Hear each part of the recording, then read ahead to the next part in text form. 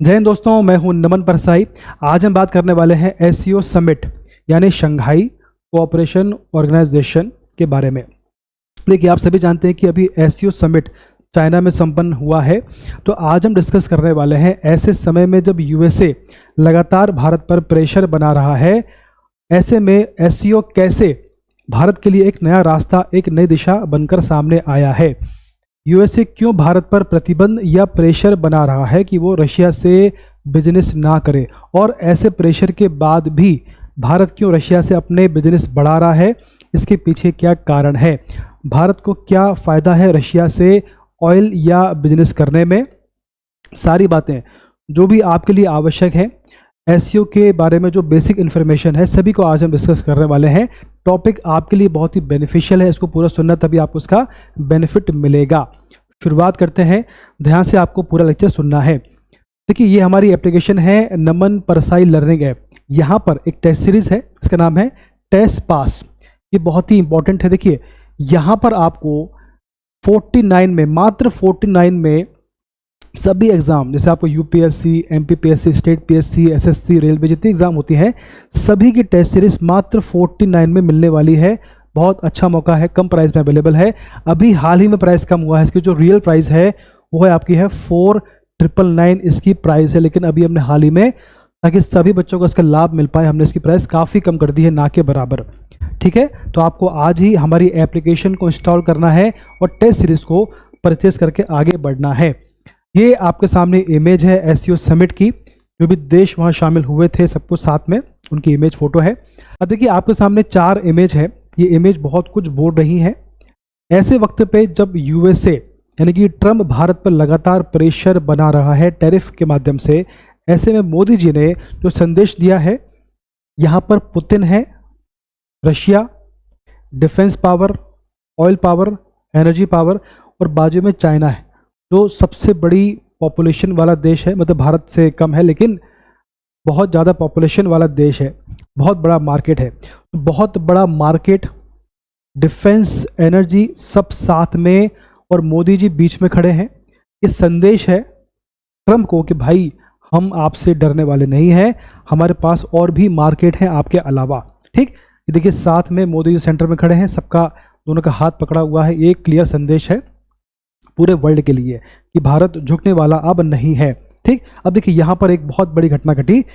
Putin ने मोदी जी को अपनी कार में बुलाया, लगभग 1 घंटे के आसपास इनका डिस्कशन हुआ, इनके आपस में बातचीत हुई बंद कार में। वो बात क्या हुई आप समझ गए होंगे। इसके बाद देखिए, यहाँ पर बार बार जो है पुतिन और मोदी जी का जो केमिस्ट्री है वो दिखाई, किस प्रकार से इनकी आपस में केमिस्ट्री है, और कैसे भविष्य में यूएसए कितना भी प्रयास करे ये केमिस्ट्री टूटने वाली नहीं है ना। तो ये एक संदेश गया पूरे देश में। अब आगे बढ़ते हैं। अब देखिए, अब बात करते हैं एससीओ समिट के बारे में। शंघाई कोऑपरेशन ऑर्गेनाइजेशन समिट जो अभी हुई है 25 में, चाइना में हुई है। तो चाइना में कहाँ पर हुई है समझे। देखिए, ये आपका पूरा मैप है, वर्ल्ड मैप है। यहाँ पर आपका इंडिया है, यहाँ साइड में है ना, उत्तर पूर्व में यहाँ देखेंगे आप, तो ये आपका चाइना है। ठीक, चाइना है।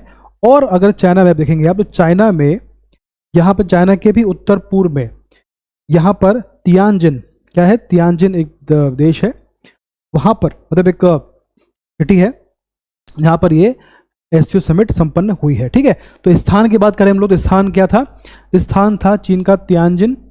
31 अगस्त से लेकर 1 सितंबर 25 के बीच में ये समिट संपन्न हुई है। ठीक, तो कहाँ पर हुई है और कब से कब तक हुई है, ये इंपॉर्टेंट है, क्वेश्चन इससे बनता है, एग्जाम में क्वेश्चन बन जाता है, इसको आपको याद रखना है। ठीक है, अब देखो एससीओ का परिचय और इसका क्या महत्व है वो समझते हैं।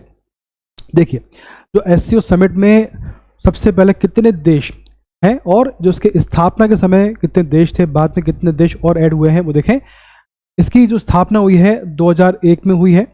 2001 में कौन कौन से देशों ने मिलकर इसकी स्थापना करी है, तो भैया 6 देश थे। कौन कौन से, 2 बड़े देश तो हैं यहाँ, रशिया, चाइना, फिर कजाकिस्तान, किर्गिस्तान, उज्बेकिस्तान और ताजिकिस्तान। इस प्रकार से है ना, China, Russia, Kazakhstan, Kyrgyzstan, Tajikistan और उज्बेकिस्तान ने मिलकर इसकी स्थापना की, 6 देशों ने। बाद में इसके बाद जो है 4 देश और इसमें ऐड हो गए। वर्तमान में 10 देश इसके मेंबर हैं। क्वेश्चन बनता है, आपको कंफ्यूज नहीं होना है। ठीक, भारत तो है ही, पाकिस्तान, ईरान और बेलारूस इसके देश है। इस प्रकार से 10 इसके मेंबर है। अब देखिए इसका पावर क्या है, क्यों इसका महत्व है, क्यों भारत यहाँ पर अपने लिए एक नया रास्ता खोज रहा है। देखिए इसमें ये दुनिया का सबसे बड़ा क्षेत्रीय संगठन है, सबसे बड़ा। ऐसा क्यों बोल रहा हूँ मैं, लगभग 80% यूरेशियन क्षेत्रफल ये कवर करता है और 42% विश्व की जो पॉपुलेशन है उसको कवर करता है। यानी जो विश्व की पॉपुलेशन है उसका 42% जो है एससीओ अकेले कवर करता है। तो ये बहुत बड़ा मार्केट है, बहुत बड़ा क्षेत्रफल है, ठीक। तो ये बेसिकली पूरे वर्ल्ड के लिए एक बड़ा पावर बनकर उभर रहा है। अब देखिए जो मेंबर इसके हैं, जो देश इसके मेंबर हैं, उनकी लोकेशन समझते हैं। जो मैंने कहा आपसे 10 देश इसके मेंबर हैं, है ना। और मैंने आपसे कहा था कि शुरुआत में जब इसकी स्थापना हुई 2001 में, तो 6 देश इसके साथ थे जिन्होंने इसकी स्थापना करी। कौन कौन से थे वो, है ना। रशिया था, चाइना था 2, फिर कजाकिस्तान, किर्गिस्तान, ताजिकिस्तान और उज्बेकिस्तान, ये हो गए 6।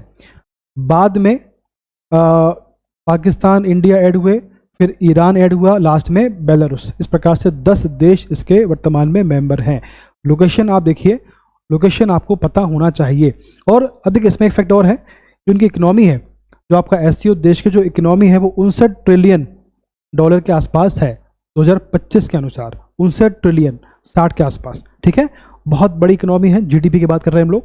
अब देखें एससीओ में भारत की क्या उपलब्धि है, क्या क्या उपलब्धि हमें हुई है वो समझते हैं। देखिए यहाँ पर 3 स्तंभ को लेकर हमने बात करी है ना, जिनके बारे में हमने विशेष यहाँ पर फोकस किया है।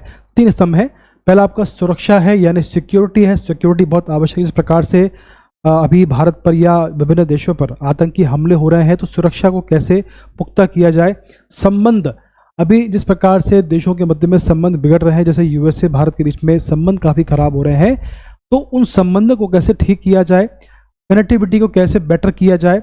अवसर, अगर देशों में कोई अपॉर्चुनिटी होती है, अगर मैं आपके देश में काम कर रहा हूँ, आप मेरे देश में काम कर रहे हो, या टेक्नोलॉजी मेरे पास है आपके लिए, आपके पास है मेरे लिए, तो ये जो अपॉर्चुनिटी है दोनों देशों के पास में, इस पर भी काम होना चाहिए ताकि सभी देश साथ में आगे बढ़ें, है ना। तो ये 3 मुद्दे थे हमारे, सुरक्षा, है ना, अवसर और संबंध।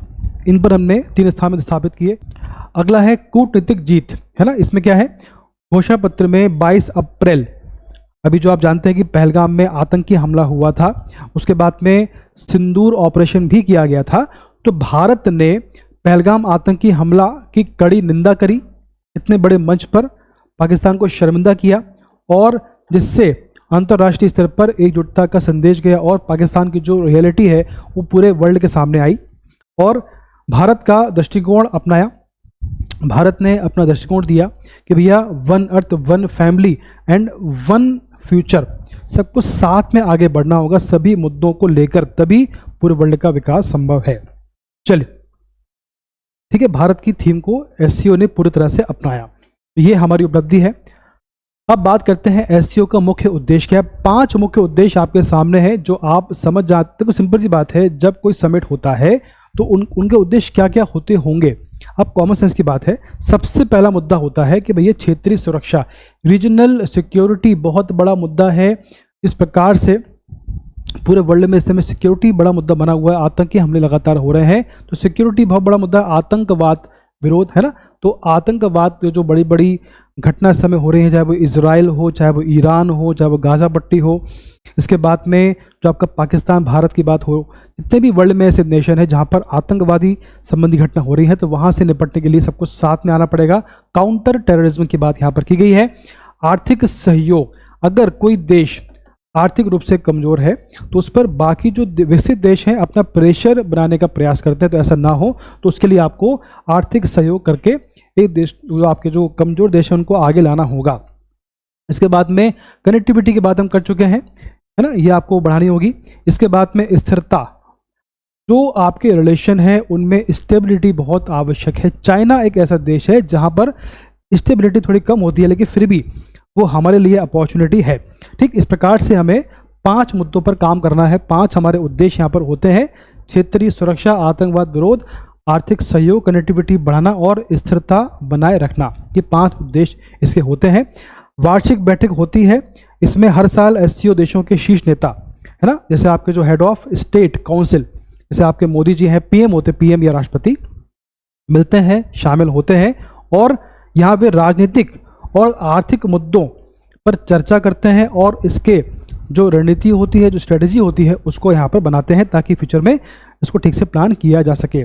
एससीओ और भारत, देखिए एससीओ और भारत के संबंध जो है इस प्रकार से इंपॉर्टेंट है, वो समझे आप। देखिए भारत की जो कंडीशन है, बात करें भारत, अगर हम एग्जांपल लें जो आपका क्रूड ऑयल है जिसको लेकर काफ़ी चर्चा इस समय हो रही है, इस एग्जांपल लें तो भारत अपनी 85% क्रूड ऑयल नीड जो है विदेशों से पूरी करता है ना। भारत जो है 85% जो क्रूड ऑयल है विदेशों से लेता है, बहुत बड़ी मात्रा है। उसके बाद में 2022 में रशिया, अब रशिया से बात करें तो रशिया से हमने इंपोर्ट किया था 2%, है ना।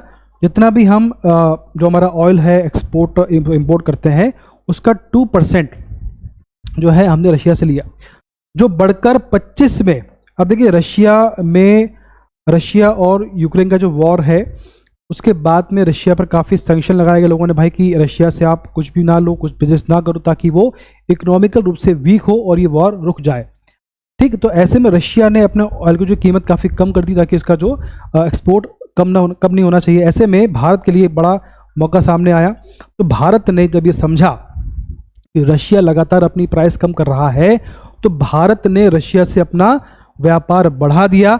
वर्तमान में जो है भारत जो है रशिया से 35% प्लस जो है क्रूड ऑयल परचेज कर रहा है, कि बहुत ज़्यादा है, सबसे ज़्यादा है ना, जितने भी देशों से हम लेते हैं सबसे ज़्यादा है रशिया।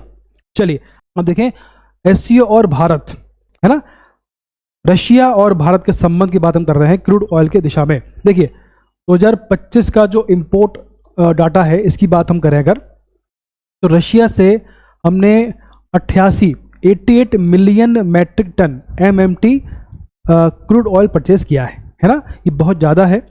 अगर हम बात करें कि हम कितना परचेज करते हैं, कितना इंपोर्ट करते हैं पूरे साल में, वो आपका है 245, है ना, MMT मिलियन मैट्रिक टन।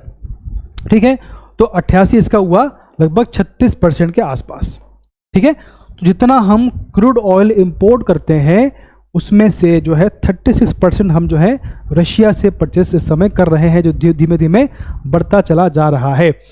जून की बात करें, जून महीने की बात करें तो इंडिया ने रशिया से 2.08 million barrel per day purchase किया है, BPD।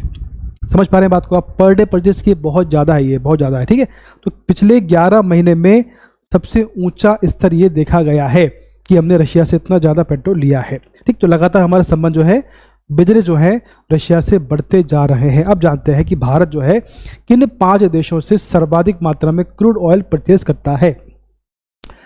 रशिया से सर्वाधिक मात्रा में हम लेते हैं 35 to 40% हम परचेज करते हैं, 2.08 मिलियन हमने अभी लेना शुरू किया है पर डे। इराक से हम लेते हैं 20%, इराक टॉप पर था पहले, अभी हाल ही में रशिया टॉप पर चला गया है। पहले सबसे बड़ा सप्लायर इराक ही था। सऊदी अरब की बात हम करें तो 17% हम लेते हैं, प्रमुख तेल आपूर्तिकर्ता, ये हमारा फिक्स है, ये हमारा मेन सप्लायर है। यूएई की बात करें तो 9% पुराना और भरोसेमंद हमारा सप्लायर है ये। और जो अमेरिका है ये सेकेंडरी सप्लायर है, सेकेंडरी 7%। तो यूएस से यहीं पर गुस्सा आता है कि यार मैं इतना बड़ा सप्लायर हूँ, आप मुझसे कम लेते हो, तो आपका रशिया से आप ज़्यादा लेते हो।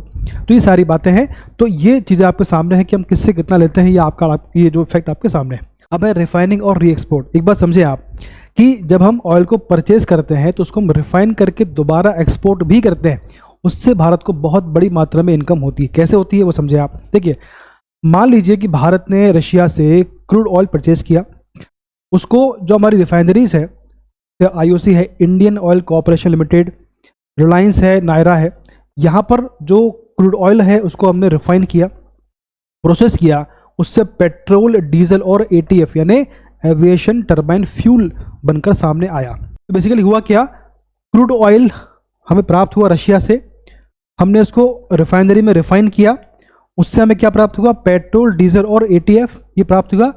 तो उसका जो यूज़ हमने इंडिया में किया और उसको हमने ग्लोबल मार्केट में बेच भी दिया। यानी इस प्रोसेस के बाद में जो भी हमें प्रोडक्ट प्राप्त होता है उसको हम इंडिया में यूज़ करते हैं और जो बचा हुआ होता है उसको हम लोग ग्लोबल मार्केट में सेल भी करते हैं। उससे बहुत बड़ी मात्रा में भारत की इनकम होती है। कितनी होती है आगे समझें आप।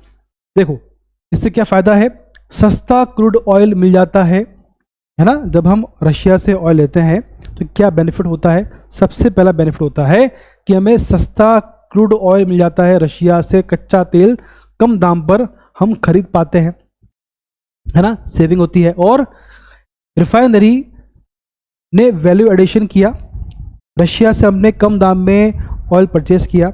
जो रिफाइनरीज हैं उन्होंने वैल्यू एड किया, है ना, उसको कन्वर्ट किया पेट्रोल डीजल एटीएफ में, जैसे महंगे प्रोडक्ट में उसको कन्वर्ट किया और एक्सपोर्ट से एक्स्ट्रा इनकम हुई, है ना। जो हमने पेट्रोल डीजल एटीएफ बनाया उसको हमने ग्लोबल मार्केट में बेचकर हमारी एक्स्ट्रा इनकम जनरेट करी। दुनिया को बेचकर हमने, इंडिया ने और ज़्यादा इनकम प्राप्त करी है। कितनी करी है वो समझे आप। देखिए 2025 में अगर हम बात करें तो 25 में सिर्फ इस प्रक्रिया से, है ना, पेट्रोल डीजल एटीएफ बेचकर इंडिया ने करीब 15 से 20 बिलियन डॉलर यानी 1.2 से लेकर 1.6 लाख करोड़ की इनकम जनरेट करी है। इस प्रकार से भारत की इनकम होती है। ये जो पूरा कॉन्सेप्ट है ये आपको समझ में धीमे धीमे आ रहा होगा, है ना। चलिए अब बात करते हैं कि देखिए रिफाइनरी और री एक्सपोर्ट के बारे में और फैक्ट और भी हैं। तो भैया इससे क्या नतीजा निकला, इसका रिजल्ट क्या है ना, यह लिखा हुआ है नतीजा, थोड़ा सा आगे हो गया ये। तो क्या रिजल्ट इसका निकला, ट्रेड बैलेंस मजबूत हुआ। जब भारत ने अपनी इनकम बढ़ा दी री एक्सपोर्ट करके तो इनका जो है ट्रेड बैलेंस हुआ। फॉरेक्स रिजर्व हुआ, जब हम तेल बेचते हैं विदेशों में उससे हमारा जो फॉरेस्ट रिजर्व है वो बढ़ता है, मजबूत होता है। और इकोनॉमी को फ़ायदा भी मिलता है। जब इतना बड़ा पैसा 1 लाख 2 लाख करोड़ हमारे इकोनॉमी में पैसा आता है तो उससे हमारी जो इकोनॉमी है बूस्ट होती है, एक कुछ नए काम निकल पाते हैं। शॉर्ट फार्मूला, ठीक, जो पूरी प्रोसेस है इसका शॉर्ट फार्मूला क्या है, सस्ता क्रूड ऑयल हमने परचेज किया रशिया से। इसके पीछे जो आपका क्वेश्चन था कि हम रशिया से क्यों लेते हैं, तो यह कारण यह है सस्ता हमें मिल जाता है इसलिए परचेज करते हैं। उसको हम रिफाइन करते हैं, महंगे प्रोडक्ट में कन्वर्ट करते हैं और उसको एक्सपोर्ट करते हैं, उससे हमारी एक्स्ट्रा इनकम होती है, उससे हमें स्ट्रॉन्ग इकोनॉमी बनाने में हेल्प मिलती है। ये आपको क्लियर है। चलिए आगे बढ़ते हैं। अब है सस्ता रूसी तेल और भारत की सेविंग। देखिए कैसे भारत कम दाम में रशिया से ऑयल लेता है और कैसे भारत की इससे सेविंग होती है वो समझे आप। देखिए रशिया ने इंडिया को क्रूड ऑयल 20 से 30% कम दाम में यानी चीपर दिया, है ना, ये भारत को फ़ायदा हुआ इससे। तो बेसिकली भारत ने रशिया से 20 से 30% कम दाम में ऑयल ले लिया, ये क्लियर है। कई बार कीमत 60 पर बैरल से भी कम होती है। मार्केट में जो रेट है वो 100 के आसपास होता है, जो रशिया है काफ़ी कम दाम में हमको देता है। कम कई बार जो है $60 पर बैरल भी इसकी कीमत जाती है।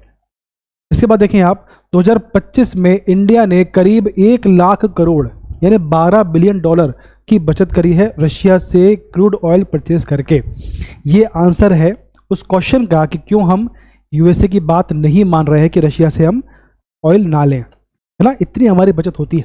एक रिपोर्ट हमारे पास है एसबीआई रिपोर्ट, उसमें कहा गया है कि अगर रशिया से हम ऑयल इंपोर्ट करना बंद कर दें, आज ही बंद कर दें, तो इंडिया का जो फ्यूल बिल है वो $9 बिलियन पर ईयर बढ़ जाएगा। यानी हमें हर साल $9 बिलियन का लॉस हो जाएगा।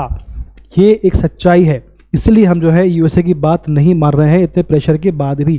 अब अगला है अमेरिका वर्सेस भारत। देखिए आप सभी जानते हैं कि अमेरिका लगातार भारत पर प्रेशर बना रहा है कि वो रशिया से ऑयल ना ले।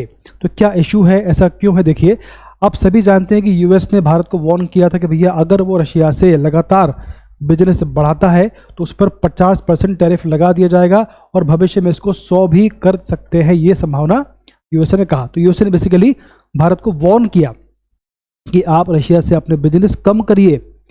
अब इसके पीछे क्या कारण है?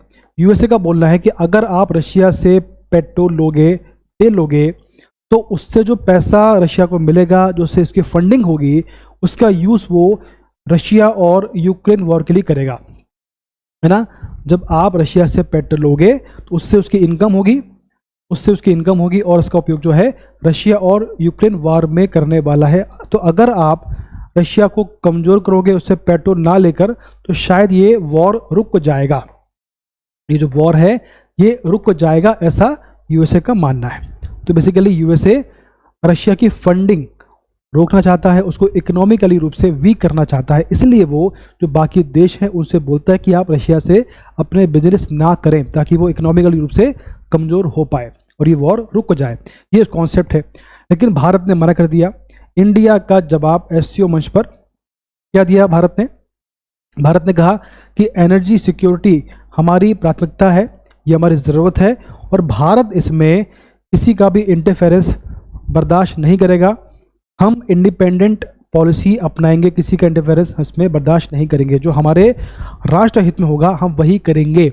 यूएसए इसके पीछे कुछ भी नहीं कर सकता, भारत वही करेगा जो राष्ट्र हित में होगा। ठीक, अब है एससीओ का स्ट्रेटेजिक इंपॉर्टेंस। देखिए, सबसे पहला है कि नई एनर्जी सिक्योरिटी पाथवे। देखिए, जब यूएसए ने हम पर प्रेशर बनाया, एक बात तो क्लियर हुई कि हमें मार्केट में और भी जो हमारे देश हैं उनके साथ अपने व्यापार बढ़ाने होंगे ताकि जो यूएसए का प्रेशर है वो कम हो पाए भविष्य के लिए भी। ठीक, तो यहाँ पर हमें रशिया जैसा एक देश मिला जो बेसिकली डिफेंस और एनर्जी में हमारी हेल्प करेगा, कम दाम में हमें वो सप्लाई करेगा। इससे जो हमारे पे प्रेशर है वो कम होगा और इकोनॉमिकली जो हम पे प्रेशर था वो भी कम होगा और इससे हमारी सेविंग्स भी होंगी, बेनिफिट हमें काफ़ी है। अगला है टेररिज्म पर कोऑपरेशन, है ना। इससे हमें जो है इंटेलिजेंस, तो रशिया के पास में इंटेलिजेंस है, डिफेंस है, जो अन्य देश है वो प्राप्त होगा, उससे हमारी पावर बढ़ेगी और हम लड़ पाएंगे। Trade and economic diversification, SCO देशों से व्यापार ने इंडिया को नए बाजार और अवसर दिए हैं जिससे भविष्य में काफ़ी अपॉर्चुनिटी बनकर आएंगी। स्ट्रेटेजिक ऑटोनॉमी, भारत ने अपनी स्वतंत्र विदेशी नीति और स्ट्रेटेजिक चॉइसेस और को मजबूत किया है। मल्टीपोलर वर्ल्ड में स्ट्रॉन्ग पोजीशन, देखिए भारत ने ये सिद्ध कर दिया है कि यूएसए या कोई भी देश भारत को दबा नहीं सकता, भारत वही करेगा जो उसके राष्ट्र हित में होगा। चलिए, इसके बाद में जो आपका लास्ट है, ठीक, तो इस प्रकार से आज हमने डिस्कस किया। हमने समझा कि एससीओ क्या है, कितने देश इसमें शामिल हैं, एससीओ से भारत को क्या मिला है, यूएसए और इंडिया के संबंध है वो किस प्रकार से आगे बढ़ रहे हैं, रशिया का इसमें क्या रोल है, हम रशिया से क्यों और लेते हैं इतने प्रेशर के बाद भी। सारी बातें जो आपको जाननी थी, सारी बातें जो आपको जानना आवश्यक थी, सब डिस्कस हमने किया है। इसी प्रकार से हम पढ़ते रहेंगे, हमसे जुड़े रहिए और जो हमारा चैनल है उसको सब्सक्राइब करिए, लाइक करिए, शेयर करिए। धन्यवाद, बेस्ट ऑफ लक।